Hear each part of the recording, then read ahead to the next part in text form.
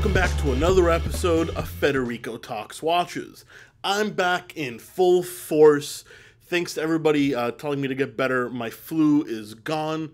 Not flu, a cold. My cold is gone and I'm feeling way better.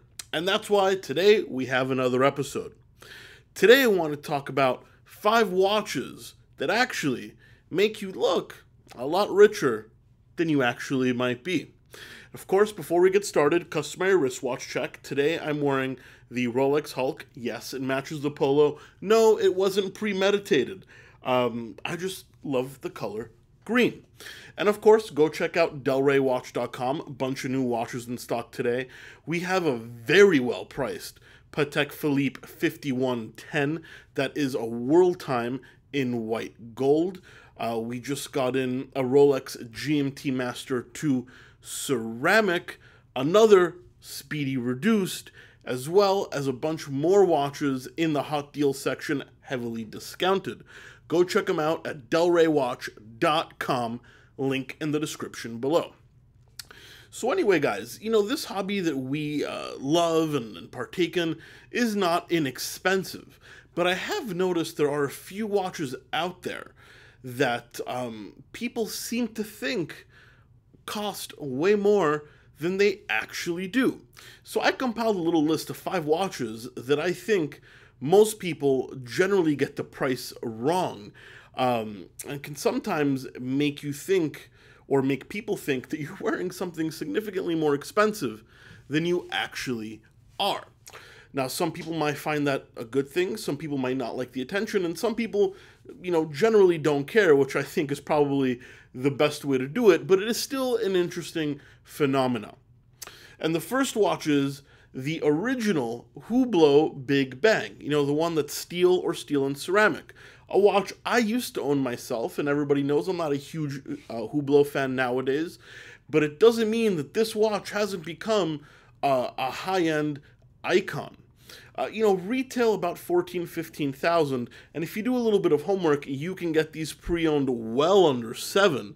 A lot of people, particularly guys that, know luxury but that don't really know watches, seem to think that this watch is way more expensive than it is, $15,000, $16,000, even $20,000.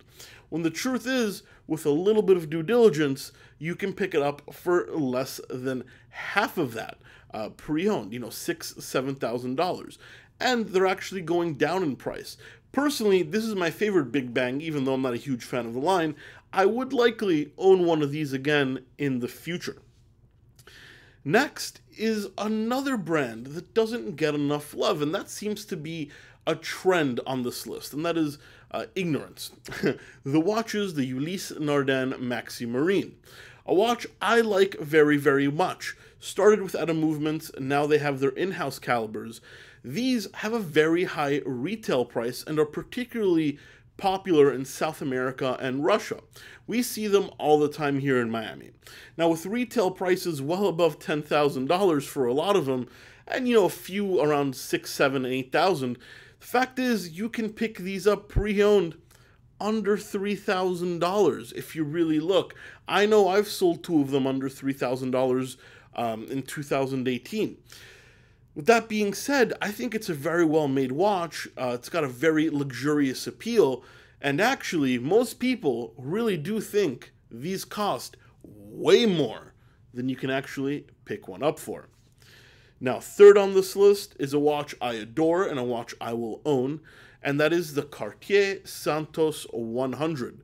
Cartier, the infamous maison of luxury, making everything from $50 million necklaces to $100 bottles of colognes, and that actually have made some extremely impressive watches. Yes, guys, I don't believe Cartier are fashion watches. I believe they are true craftsmen, and I know a lot of you are going to disagree with me, but unfortunately, you're wrong. The Cartier Santos 100 now houses their new in-house movement. It used to house the ETA 2892, and the retail is about $6,000, $7,000. However, they can be picked up in the mid-3s. Not a huge discount considering the original retail, but just the fact that it says Cartier and it has that iconic Santos design, most people will think you mortgaged a second house to pick one up.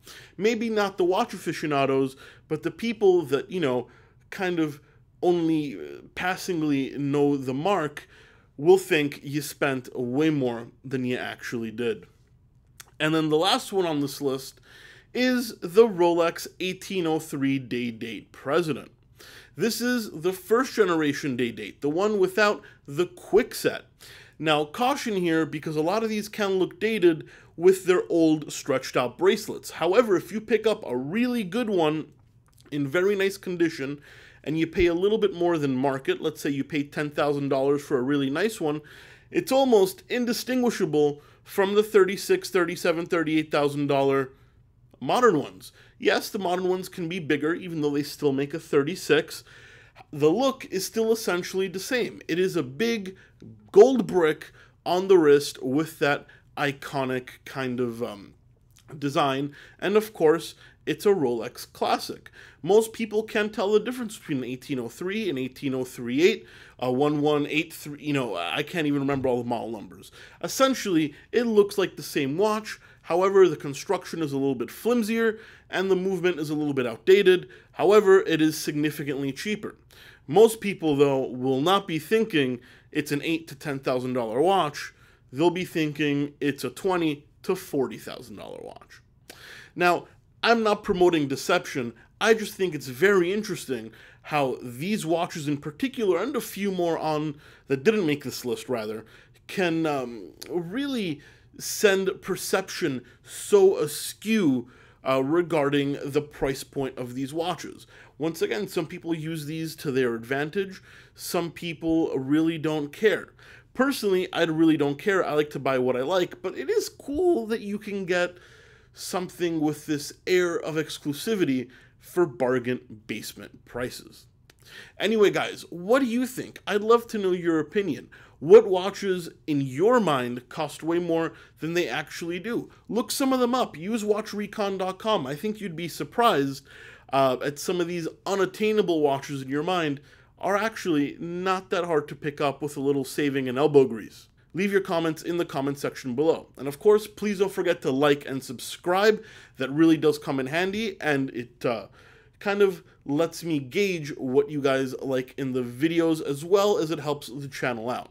And of course, as mentioned, go check out delraywatch.com. Guys, thank you so much for sticking around for another episode of Federico Talks Watches. I will catch you in the next one. Take care.